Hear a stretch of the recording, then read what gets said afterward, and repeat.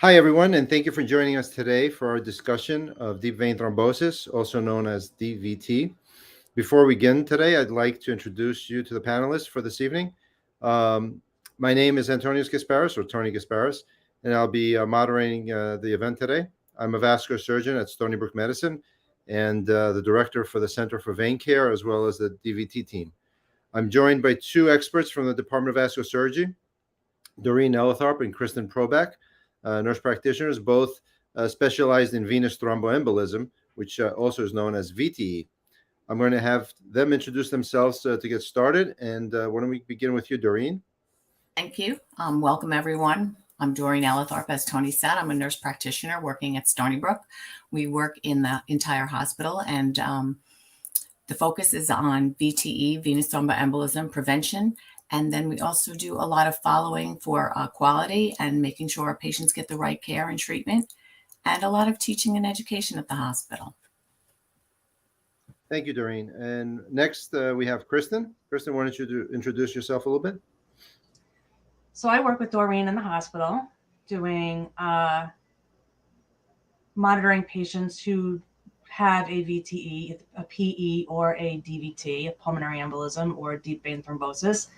We monitor patients for appropriate prophylaxis and treatment in the hospital, and we also do a touch of outpatient care as well, focusing on prevention in the community. Thanks, Kristan. So thank you for the introductions, and I think our viewers are going to have a very interesting discussion here today with our experts on deep vein thrombosis. We're going to cover topics like what is DVT, what are the causes, the treatment options, prevention, and I'll ask all our viewers if they have any questions to please use the Q&A box or the comment section in order to put in your questions, and we'll get to them as we get started. So we can get started right now. The first thing we're going to talk about is what is exactly DVT, and I'll explain that and to get us going. So DVT, or deep vein thrombosis, is what is known happens in the veins. It's a development of a clot or thrombus that occurs in one of the deep veins, usually in the legs, and this could be a life-threatening situation. Now, what are the causes of deep vein thrombosis? And we'll get a little bit more detail later on as far what actually are some of the risks that, or what are some of the things that can happen from a DVT. But what are the causes of deep vein thrombosis? Well, there's many risks that can lead to a deep vein thrombosis. The most common or the strongest risk factor of somebody getting a DVT is if they've had a previous DVT. So a patient that's had a prior clot in the leg, they're a lot more likely to develop another clot down the road when in a certain situation. So that's really one of the strongest risk factors of DVT. Other risk factors include, if they have a clotting disorder, if they have other family members that have had blood clots, surgery, actually, or being in the hospital is one of the biggest risk factors. And actually, DVT is one of the, or PE is most preventable cause of hospital death. And as we're going to discuss later on, there's a lot of things we can do to prevent blood clots in the hospital setting. Trauma, being immobilized. So if you've had an accident and you have a broken hip or a broken leg and you're in the hospital bed sitting for a prolonged period of time, some people may get a DVT if they're on certain medications, like birth control pills are very common cause of a blood clot. So there's a really pretty long list of risk factors that could increase somebody's chances of getting a blood clot. And identifying your risk level can help you prevent developing a blood clot.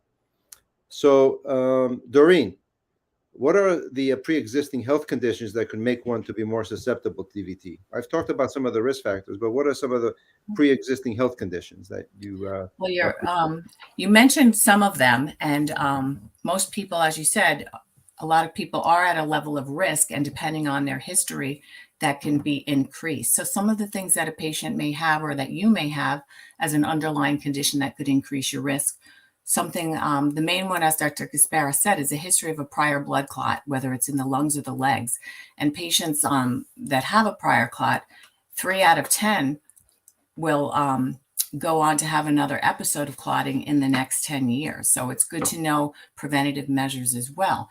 Other conditions like congestive heart failure, a family history of any type of clotting or some type of hereditary bleeding issue, something like a factor V Leiden deficiency or a protein C or protein S deficiency, where the clotting is not working. The clotting is more strong than the factors that influence not clotting. Something else could be any type of lung diseases, chronic lung diseases like COPD or asthma, inflammatory bowel disease, such as Crohn's or ulcerative colitis. Those all have to do with a lot of inflammation. Other situations that might be just transitional, such as pregnancy. We did talk about oral contraceptives, and there's also the pregnancy and the postpartum period up to 2 months after delivery. A woman could be at risk of clotting. And also don't forget about the people that are using hormone replacement therapy, such as for postmenopausal women, and some men are using testosterone replacement. So those are also underlying situations where your risk could increase. Some things that you can change that could increase your risk would be being at a greater weight than you should be. Smoking is a risk factor that could be changed. Varicose veins is also a risk factor for the development of clotting. And one of the major factors that is the highest risk is cancer. We'll talk a little bit more about that later. Doreen, how about weight, obesity? Yeah, that's what I was saying. Obesity is definitely a risk factor. And a lot of it has to do with mobility, as well as also the way the body processes breaking down clots and preventing clot formation. So it's always good to maintain a healthy weight if possible, and maintain activity as well. Okay. And I just want to reinforce the cancer comment, because it probably, from all the medical conditions, is one of the highest risk factors that a patient can have. And often a blood clot may be the first sign of, not often, but sometimes a blood clot may be the first sign of underlying malignancy that hasn't been diagnosed yet. And that's especially something where, if we don't find risk factors in a patient, we always try to make sure they've had a cancer workup. So thanks, Doreen. And the next thing I wanted to touch about is really, what are the signs or symptoms, right? So how can you know that potentially maybe you or a loved one has developed a DVT or a blood clot? So like I mentioned a little bit earlier, I threw out a word called venous thromboembolism, or VTE. And VTE is two different conditions. It's DVT, so a blood clot in the leg, or pulmonary embolism, PE. And PE is when a clot that has developed in the leg dislodges or moves, and it travels to the lungs, and it stops in the lungs themselves. The blood flow into the lungs get compromised, and a patient presents differently compared to a patient with a DVT in the leg. So we'll start off with DVT, which is, in that situation, what happens is the return of blood back to the heart is compromised. And when a patient develops a blood clot in the deep veins, they present with either pain in the leg because it swells up. It could present with swelling in the leg. Those are usually the two most common signs and symptoms that you may develop if you develop a DVT. Now, it's important to know that in some situations, patients may have no symptoms. So you may develop a clot after surgery, and unless you have a high suspicion, you may never develop symptoms. And those are usually called asymptomatic. And most of the asymptomatic blood clots, although it's kind of scary not to know that you have one, most of them are not life-threatening. They're small clots that usually just resolve on their own. Now, when it comes to PE, or pulmonary embolism, so in some patients, we don't know what really causes it, but in some patients, the clot dislodges and goes to the lungs, like I mentioned earlier. and it compromised the blood flow to the lungs. In those situations, a patient will present with either shortness of breath, so they can't, they feel difficulty breathing. They may have chest pain, or they may, be pretty significant compromise where their blood pressure drops because they can't get enough blood flow to the heart. And, a percentage of patients the first sign may be that, they go in cardiac arrest. So this is why I was saying earlier, unrecognized and untreated, a DVT can be life-threatening. So having a high suspicion and really doing some of the preventative measures that we're going to mention is important. So Doreen, can you tell us a little bit on how a DVT is treated? Sure. DVTs are treated differently depending on the location and looking at the patient's individual risk factors. So the mainstay for treatment is anticoagulation. So that's using a medication that is going to prevent more clot formation.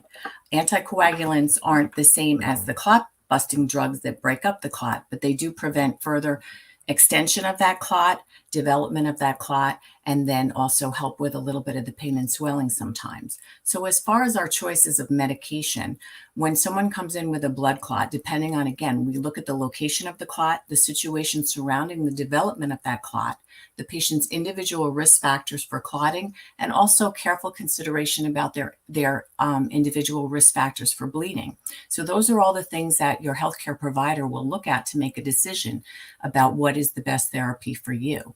There's also some considerations as far as your personal choice of what's going to work for you in the plan of care, convenience for taking the medication as far as time and dosing.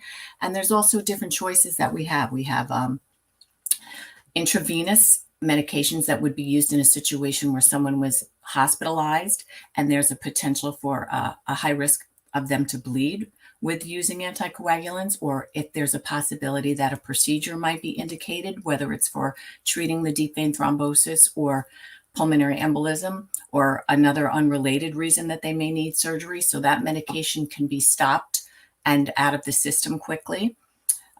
We also have subcutaneous injections of medications. So that's just a small needle with a little bit of medication that goes right under the skin. And those are weight-based. So depending on the situation and your specific needs, that may be the best way for you to be treated. We also have a nice choice now of oral medications, where years ago we only had one, warfarin or Coumadin. Warfarin or Coumadin worked very well, but there were a lot of considerations as far as dosing and interactions with your diet, and also the need to have follow-up lab work. With the oral agents that we have now, you might have heard them called DOACs or NOACs, direct oral anticoagulants. So they target specific parts of the clotting process. And depending on your individual risk, again, your preference, and what you and your prescriber chooses the best option for you, that's how we pick those drugs. Again, insurance, unfortunately, we have to consider medication and what you're going to be able to afford and access to medications. So that could be a choice in the factor as well. That's anticoagulation is the mainstay. In situations where there's an extensive deep vein thrombosis, or in certain situations with a pulmonary embolism, as Dr. Gasparis said, it can be very life-threatening. So with the deep vein thrombosis, interventions that could be utilized to clear out that clot, along with anticoagulation, would be done in the hospital or an outpatient setting. Those are usually reserved for extreme DVT, often located in the upper thigh in a bigger vessel that could cause a lot of problems further on down the line. So those clots are removed by, we have a few choices. We've got some nice new devices, and again, consideration about where the clot is, how old it is, what's best for you. Some of the devices will, the device is threaded through a catheter that goes into the limb. The device is put at the site of the clot, and it may just suck out the clot. There are some that mechanically break up the clot as well as suck out the clot, and some use that clot buster drug right at the site of the clot to break up the clot.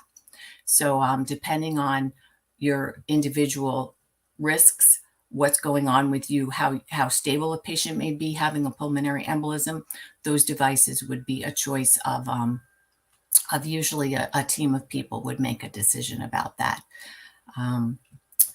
What am I forgetting? After treatment, usually a patient will be on anticoagulation for a period of time, and followed with some follow-up with vascular. We follow up with ultrasounds to check the progress, and with pulmonary embolism, they usually follow up with a pulmonologist just to see the pulmonary function. The decision about when to stop that blood thinner is variable, again, depending on your situation, and you would work with your provider looking at numerous factors to make that decision. Another thing that we do with lower extremity blood clots is we use compression therapy. You may have seen compression stockings. They're available knee high or thigh high. So stockings are used, or sometimes after an intervention, there may be some wrapping to the leg to help make it more comfortable, help decrease the swelling, which also will help decrease the pain. And again, if a patient has a significant blood clot and they are experiencing pain, we also would be doing pain management as well. Thank you, Doreen. Pretty comprehensive detail there for how we treat it. Now, how do you identify a blood clot, Kristan? I mean, how do we, if we suspect a patient to have a deep vein thrombosis, how can we tell, or how can we find out if they have one or not? So first, your provider would come and do a physical exam, of course, to see if there are any signs and symptoms, as was discussed earlier. Also, your family history, your personal history, to see if there was any risk factors that could possibly cause a clot. After that, the gold standard for looking for a clot, the diagnostic test, is called a duplex ultrasound. It's a non-invasive test, which means there's nothing that goes inside your body. It uses sound waves to create pictures of how the blood flows through your veins. For the test, the technician gently moves a small handheld device, otherwise called a transducer, on your skin over the body area that's being studied. So that would be either your legs or your arms, possibly. Sometimes we do a series of ultrasounds over several days to determine whether a blood clot is growing or to check for a new one. We usually do that on patients that are unable to have those blood thinners that Doreen was talking about. Another test that we can do too is called a D-dimer blood test. D-dimer is a type of protein that's produced by blood clots. Almost all patients with a severe DVT have increased blood levels of D-dimer. But unfortunately, there are other conditions that can also cause an elevated D-dimer. So this is not a conclusive test. A normal result, however, on a D-dimer test can often help rule out PE. So if you have a high D-dimer and symptoms of a PE, pulmonary embolism, your provider most likely will order more testing to see if you do have a pulmonary emboli. All right, thanks, Kristan. Now, we've discussed about treatment of DVT and blood clots, and I just want to clarify something, because a lot of patients or a lot of people talk about clots, and I know we're using that word pretty freely here, but a clot can occur anywhere in the vascular system. All right, it could occur on the venous side, it could occur on the arterial side or in the arteries, it can occur in the brain. Stroke is really a blood clot that goes into your blood, it blocks the blood flow to the brain. It can occur in your heart. But when we're talking about DVT here, this is a blood clot that occurs in what we say deep veins. So these veins are near the muscle and they run parallel to the arteries. So don't confuse when people say, "Oh, I have a clot." It doesn't necessarily mean it's a DVT or a PE or a stroke or a heart attack. You got to identify where that clot is, because where it is, it may present differently in different situations.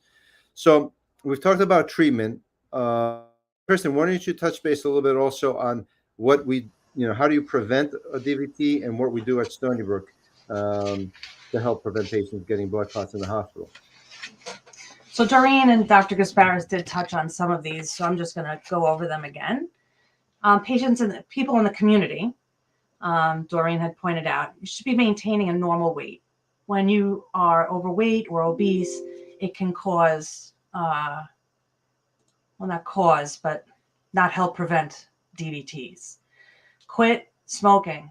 That's the biggest thing that you can do. If you are diagnosed with a DVT or have a high risk of developing a DVT, you should be quitting smoking. Staying hydrated. Summertime is coming. And we're all traveling. When you travel for a long period of time and sitting around in a plane or in a car, getting to that beach, it can definitely cause a blood clot, cause your blood to pool in your legs. So it's recommended that you stop every couple of hours and get out of the car or walk up and down the plane aisle to help prevent a DVT. And of course, like I said, stay hydrated. I know how much of a pain it is to get to those airplane bathrooms, but it's really, really important. The other thing too, know your risk. Do your research. You are your best advocate. When you know your risk, you can talk to your healthcare provider about your risks, especially before surgery and pregnancy. If you already have some risk factors and then you add on surgery or pregnancy, it can definitely increase your risk factors. And I'll talk more about pregnancy and birth control later on.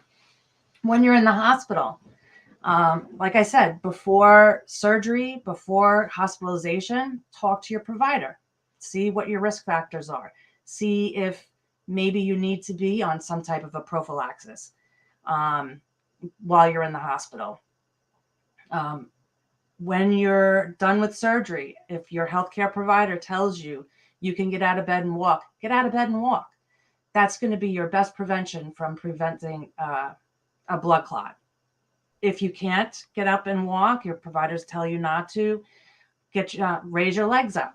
Put your legs up 6 inches. Don't put a pillow underneath your knees, but try to get your feet up a little bit higher than your heart from time to time. Don't cross your knees. Don't cross your legs. And like I said, don't use a pillow under your knees. And if you're in the hospital and your healthcare team determines that you need a blood thinner, take it. It's most important. If they feel that you need a blood thinner, take it. Or ask why you need a blood thinner. Ask what your risks are. Always advocate for yourself. But it's most important that you take some of these measures to prevent yourself from getting a DVT. Another thing that we do in the hospital is we use a compression device. So this compression device is like a sleeve that goes around your calf or your foot, and it gently massages your calf or foot, and it helps the blood flow to move back up into the body. These compression sleeves that we put on you in the hospital mimic walking. So like before, if you get up and walk, that's great. If you can't, these sleeves are very, very important to wear. Some people feel that they're uncomfortable, but you got to think, what's the worst of two evils? A blood clot will be very uncomfortable. And simple leg exercises. You can do simple leg exercises. You can ask your nurses in the hospital. We have resources of things that you can do in the hospital while you're laying in the bed that will definitely help prevent you from getting a blood clot.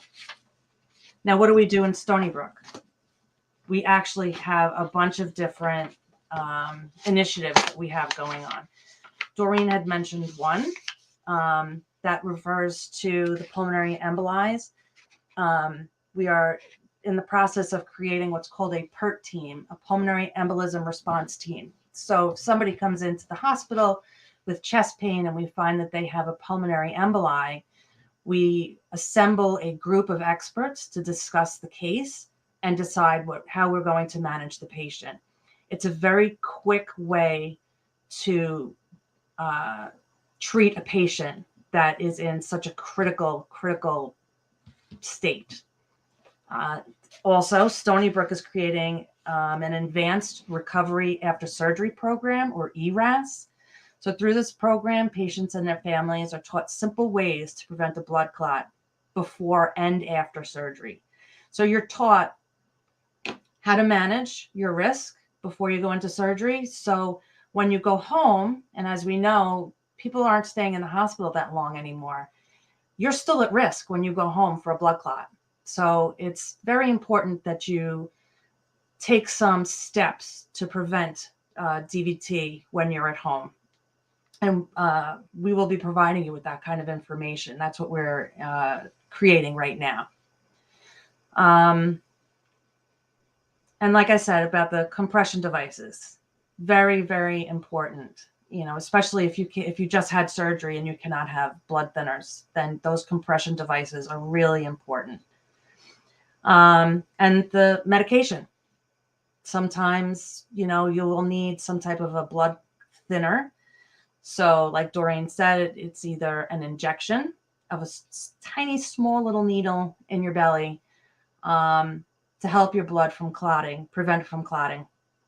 And now also when patients have hip or knee surgery, they're sent home sometimes with a blood thinner to help prevent a blood clot for the first couple of weeks when you're still recovering at home and not very mobile.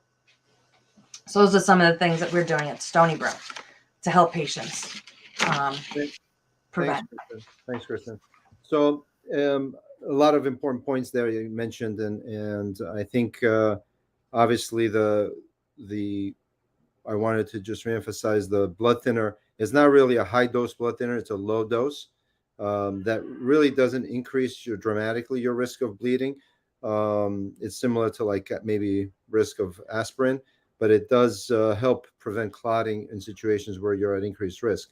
Now, we've talked about a lot of the treatment and the prevention. At the Vascular Center here at Stony Brook, we also offer some screenings. And our screenings include screenings for not only for vein problems, but arterial problems. And we put these on our website intermittently, and we typically do them every other month or so, where you could come in, make an appointment, and we'll use the ultrasound probe that was mentioned earlier, and we'll look in your arteries and your veins to see if there's any either plaque in the arterial side, the blockages, or any clotting, previous clotting that you may have had.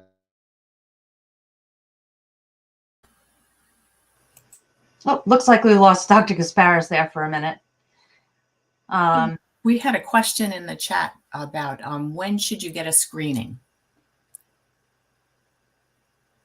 So, Kristan, would you like to take that, or would you like me to?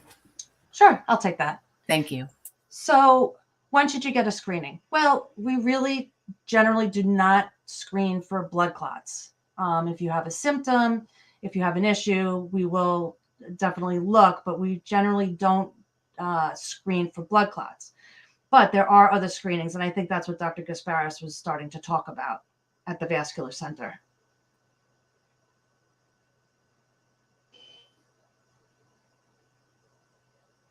Such as arterial screenings. We can look at the big blood vessel that's in your belly, the abdominal aorta. Sometimes there are risk factors for having an enlarged abdominal aorta. It's called an aneurysm. It can be very deadly. We screen for carotid artery disease. So the carotid arteries are in your neck. They supply your brain with blood flow. And PVI, peripheral vascular, the PVI is the test, but we check for peripheral vascular disease. So those three screenings are arterial screenings, and they are offered at our Vascular Center. We can provide that number for when you can sign up and be assessed for your arterial disease. So one of the questions in the Q&A box is when should somebody be screened? And there's really, from the arterial side, on blockages in the arteries, and again, this is not a topic on arterial, but some of the risk factors is if you've had previous heart disease, or if you have leg pain, if you've had family history of stroke, high cholesterol. These are the things potentially you may want to have looked at to see if you have any arterial problems. But more specific on the deep vein thrombosis evaluation, if you have new onset of swelling, if you have chronic swelling in one or both legs for no known reason, you may have had a previous blood clot, and we can evaluate that with ultrasound.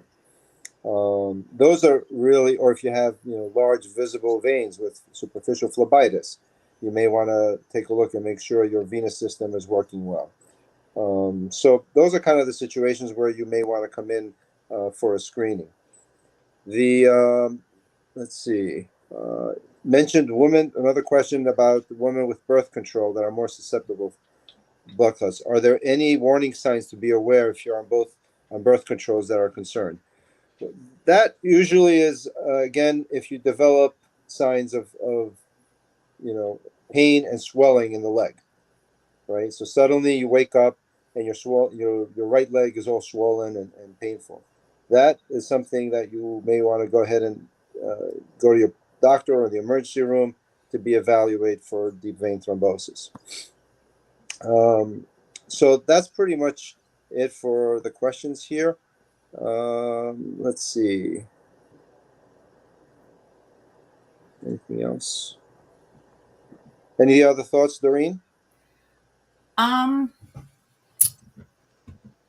A lot has to do with knowing those signs and symptoms that you talked about before. And as Kristan said, knowing your own risks and advocating for yourself, taking steps to change the risk factors that you can modify, and being aware of when your risk is going to go up. Okay. So I can talk about some subset of patients, specifically on that, the birth control. I just recently spoke to the Doula Association of Suffolk County. Doulas are women who go to the bedside of pregnant women who are giving birth and pretty much are just a partner for them. Pregnancy in itself puts you at a big risk for a DVT. And this is all because of the hormone estrogen. So estrogen causes women's bodies to produce more clotting factors very early in the pregnancy to protect the mother from excessive bleeding due to a miscarriage or childbirth. Makes sense. But sometimes the mother's body can actually use these clotting proteins to create blood clots that aren't necessary and can actually be harmful to the mom or the baby. So during pregnancy, a woman has a 4-fold increase of having a blood clot.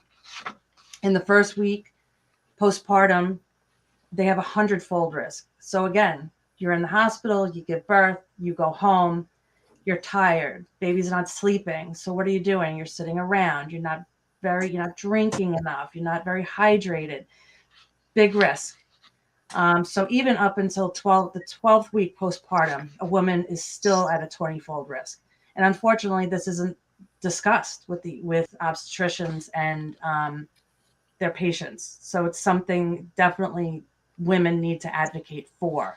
And as far as birth control, like I said, estrogen causes women to clot. So this is why birth control puts you at such risk, because what's in birth control? Estrogen. And looking at the different types of birth control, the injectable progesterone puts you at a 2-fold risk over birth control pills to develop a clot.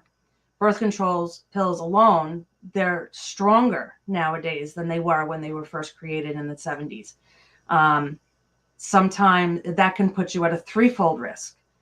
And the patches and the rings, they have even more estrogen in them, which can put you at double risk of developing a blood clot.